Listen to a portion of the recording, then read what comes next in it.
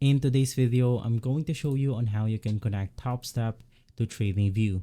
So basically, if we navigate through our TradingView account, click on Trading Panel, unfortunately, we cannot find Topstep directly right here. But instead, we have the ability to connect our account to TradingView. Now we are going to use this tool to connect to Topstep. Basically, we have the official instructions right here.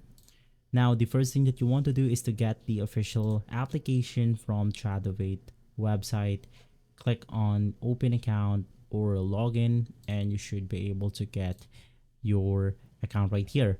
Basically, you want to first log in into the TradingView platform using the username and password provided with your Topstep account credentials.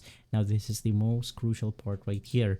You basically want to log in your account using the Topstep account credentials. From there, once logged in, you want to click on the application setting, which is going to be this one. And then you want to click the TradingView option. Click on Advanced. And from there, you then have to sign in to TradingView with your personal TradingView account.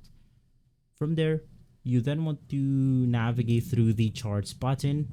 Once again, it's going to be any charts. And then from here, it's as simple as navigating through the trading panel. Look for TradingView, and then you want to log in your account.